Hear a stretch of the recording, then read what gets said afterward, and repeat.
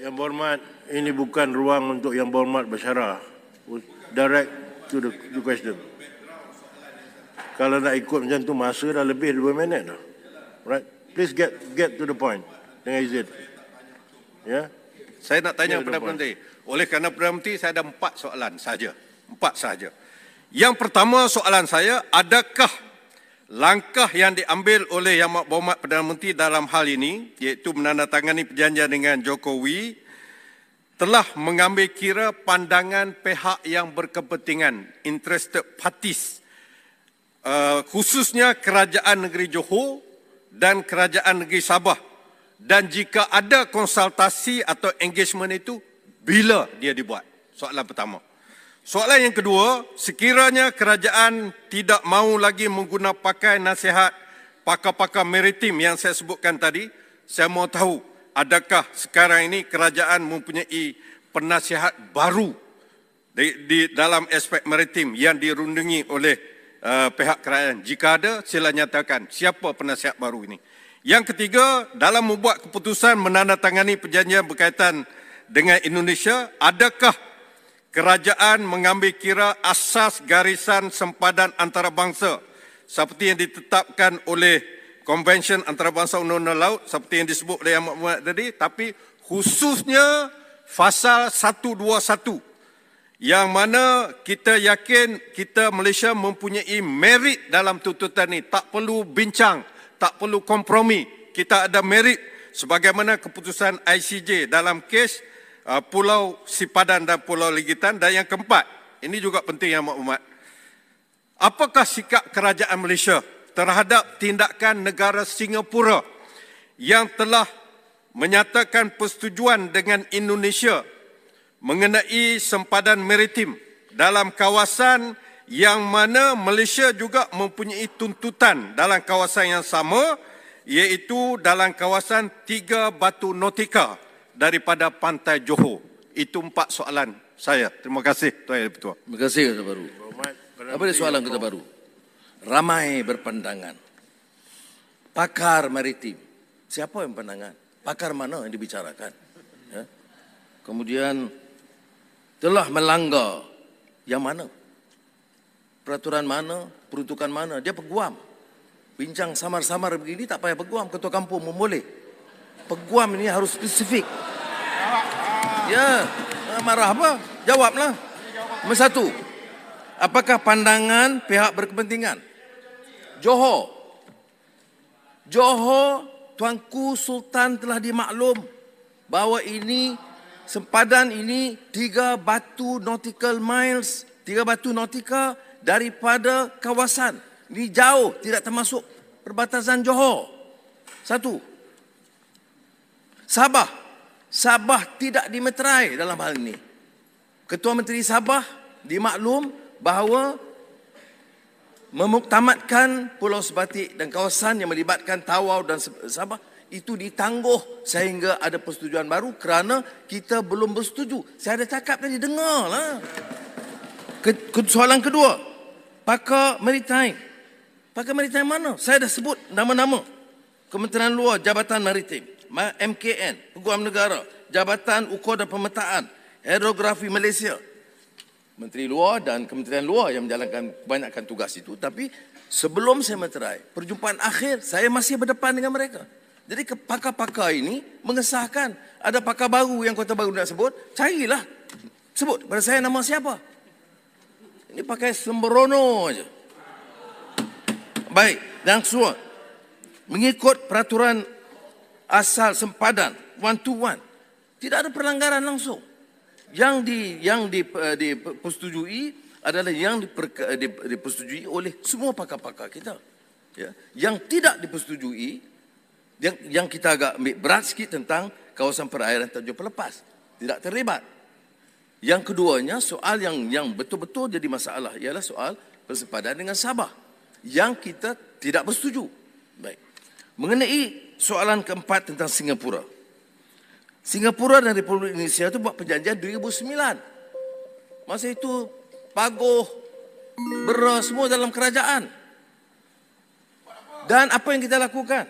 Sampai sekarang, Yang Berhormat harus tahu ya, Perjanjian Singapura Republik Indonesia, perjanjian 2009 itu telah dibantah oleh kerajaan Malaysia.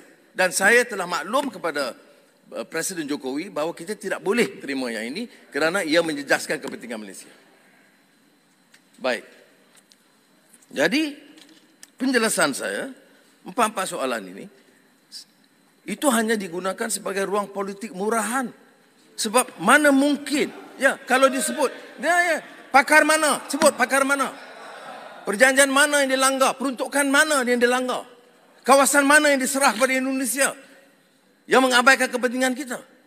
Yang saya sebut tadi, yang kita kira betul-betul kawasan pelabuhan Tanjung Lepas yang sebenarnya keluar daripada perbatasan negeri Johor dan kemudian Sabah yang tak dapat kita persetujui. Walaupun saya dah minta pegawai-pegawai cari jalan runding supaya ada win-win situation.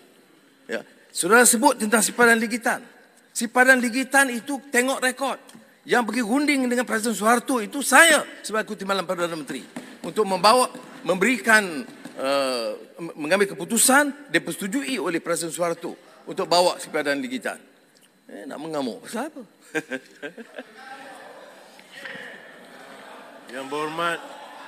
Yang berhormat Pago, saya beri laluan kepada Yang Berhormat Tampin. Terima kasih. Terima kasih Datuk Yang Speaker. Terima kasih saya ucapkan kepada Yang Amat Berhormat Tambun atas jawapan yang cukup jelas sebentar tadi, sekaligus menjawab segala tomahan dan dakwaan yang dilemparkan terhadap kerajaan berhubung isu sepadan maritim ini. Juga saya ingin mengucapkan tahniah dan syabas kepada kerajaan hari ini kerana kebijaksanaan kerajaan hari ini Malaysia telah menang pertikaian mahkamah berkaitan tuntutan waris Sultan Sulu. Soalan saya, apakah lagi perkara yang ingin dicapai? Okey, diam sekejap. Soalan saya, apakah lagi perkara yang ingin dicapai oleh kerajaan dalam tempoh 5 tahun mendatang menerusi hubungan akrab yang sedang terjalin bersama Indonesia dalam bidang ekonomi, perdagangan dan juga pelaburan supaya dapat dimanfaatkan dan dinikmati oleh rakyat Malaysia? Terima kasih, Datuk Speaker. Silakan Yang Berhormat Perdana Menteri. Terima kasih. Soal hubungan dengan Indonesia, saya nak jelaskan. Bagi saya, jangan kita politikkan. Kepentingan hubungan Malaysia-Indonesia satu rumpun, majoriti umat Islam, soal budaya, soal pendidikan, soal ekonomi, soal perdagangan, pelaburan, itu kita harus tingkatkan. Dalam 6 bulan ini, saya beritahu Presiden Jokowi dan dia pun sambut sangat baik. Dan dia akui bahawa hubungan kita itu dapat ditingkatkan. Dan ini penting. Kerana ramai bukan masalah rakyat Malaysia ni ramai juga dari rumpun yang sama. Tetapi hubungan itu daripada satu negara sahabat yang sangat penting untuk kepentingan strategik, kepentingan ekonomi, kepentingan budaya dan Islam. Jadi saya tidak fikir kita patut remehkan hal ini. Apakah ini bermakna kita akan korbankan kepentingan kawasan dan sepadan kita? Tidak. Seperti mana pendirian kita tentang Batu Putih. Kita tidak tolak ansur sama sekali. Dan kabinet sekarang, walaupun keputusan dibuat oleh yang lalu, kita bantah keras keputusan yang lama. Ya tak betul. Begitu juga tentang sipadan ligitan. Ya. Dan sekarang dalam soal sempadan, yang disebut ni yang sama-sama. Ada dengar berita, ada pakar. Saya rojok, Speaker, saya rojok pegawai yang ini. Kerana ini soal maritime, saya tahu satu kesilapan kita menandatangani, berkurun-kurun kita akan dipersalahkan. Seperti ini kes Batu Putih.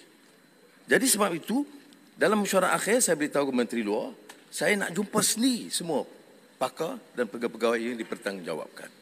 Dan saya tanya soalan ini, bila disahkan dan ikut hujah-hujah, terutamanya Jabatan Peguam Negara, barulah kita tanda tangani. Itu pun ada hak yang tak dapat dipersetujui lagi. Perkhidmatan itu, Yang Berhormat Pagu.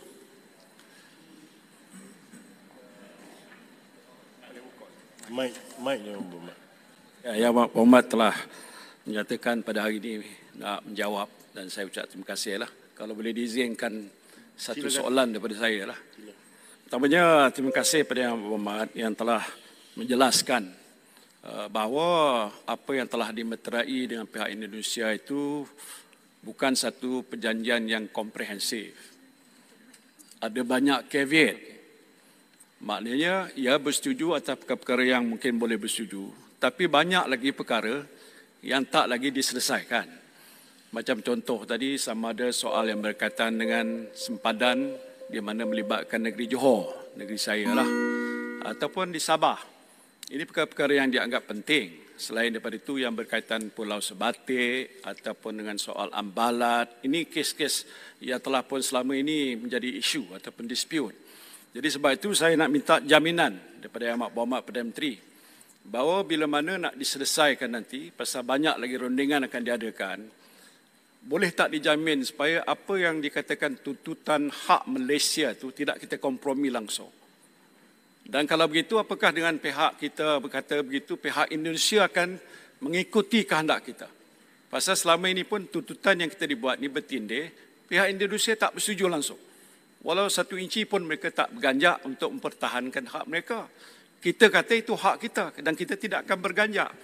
Jadi soalan saya, sama ada jaminan untuk pastikan mana ada lagi proses rundingan yang saya kira mungkin tidak akan selesai cepat, bahawa itu tidak akan berlaku. Dan keduanya, sama ada bila mana perjanjian itu nak dimeterai akhirnya nanti yang agak komprehensif, yang merangkupi semua perkara itu, rakyat akan diberikan peluang untuk melihat sendiri. Sebenarnya apa yang telah pun dimeterai atau ditandatangani pada waktu itu, dia tidaklah mengkompromi kedaulatan negara kita. Itu soalan saya. Silakan Yang Berhormat Perdana Menteri. Terima kasih Pak Guh. Itulah soalan. Itu beda daripada kecaman di luar. Yang ditanya itu ialah keperluan satu perjanjian komprehensif. Saya setuju. Jaminan bahawa tidak akan dikorbankan kepentingan kedaulatan negara. Itu memang pendirian kita. Apakah melibatkan negeri Johor? Setakat tidak ada kawasan yang melibatkan negeri Johor. Yang melibatkan hanya Sabah. Dan saya telah jawab tadi, soal Sabah ini bukan sahaja kerajaan persekutuan akan berunding dengan Indonesia untuk kawasan sempadan Sabah, termasuk sekitar Pulau Sebatik, itu akan melibatkan wakil dari kerajaan negeri Sabah. Itu sudah saya bagi perakuan. Jadi soal dia komprehensif, dia komprehensif settlement yang belum dimeterai hanya sebahagian kecil yang melibatkan sempadan Sabah, dan memang kita tidak dapat bersetuju. Bagaimana boleh kita teruskan kalau pengalaman kita dengan Thailand, kita akhirnya bersetuju win-win Joint Development Authority. Tapi Pulau Sebatik belum sampai ke situ. Itu kita kena bincang apakah wajar ditekankan setakat ini. Kita telah bawa pendirian kita, Indonesia jelas tuntutan kita, dan kita pun tahu tuntutan Indonesia, tapi kita tidak setuju. Jadi peringkat ini, itulah keadaan dia, dan soal kompromi tidak berbangkit. Presiden Jokowi, dia mewakili rakyat dan negara Indonesia. Saya mewakili rakyat dan negara Malaysia. Soal kedaulatan tidak boleh dikompromi atau dikorbankan.